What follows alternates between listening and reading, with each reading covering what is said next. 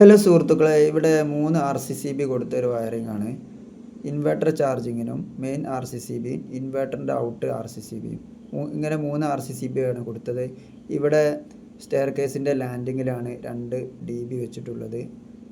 ഇൻവെർട്ടറിൻ്റെ dBയും power dBയാണ് വെച്ചത്.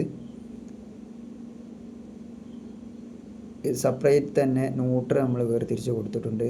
അഥവാ ഇവിടെ മഴവെള്ളം കയറുന്ന സ്ഥലമാണ്. അപ്പോൾ ഓഫാക്കാൻ വേണ്ടി ന്യൂട്രലും ഫേസും കട്ടാകാൻ വേണ്ടി 2 ഐസൊലേറ്റർ കൊടുത്തിട്ടുണ്ട്. ന്യൂട്രൽ സെപ്പറേറ്റ് നമ്മൾ വേർതിരിച്ച് കൊടുത്തിട്ടുണ്ട്. താഴേക്കുള്ള ന്യൂട്രലും മുകളിലേക്കുള്ള ന്യൂട്രലും സെപ്പറേറ്റ് കൊടുത്തിട്ടുണ്ട്. ഇത് താഴേക്കുള്ള ഐസൊലേറ്ററാണ്, ഇത് മെയിൻ ഐസൊലേറ്ററും അങ്ങനെ തിരിച്ചതാണ്.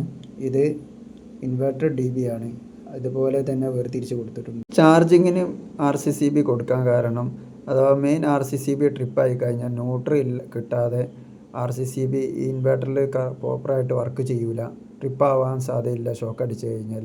അതില്ല ഒഴിവാക്കാൻ വേണ്ടിയിട്ടാണ് ചാർജിങ്ങിനായിട്ട് ഒരു RCCB കൊടുത്തത്. ഇൻവെർട്ടർ dBയിലും അതുപോലെ തന്നെ സെപ്പറേറ്റ് ആക്കി കൊടുത്തിട്ടുണ്ട്. ന്യൂട്രലും ഫേസും കട്ടാകുന്ന കുളത്തിൽ താഴെ വെള്ളം നിറയുമ്പോൾ ഓഫാക്കാൻ വേണ്ടിയിട്ട്. ഇതാണ് ഇൻവെർട്ടർ dB. നിങ്ങൾ ഏത് രീതിയിലാണ് വയറിങ് ചെയ്യുന്നത് കമൻറ്റ് ചെയ്യണേ. Okay, by.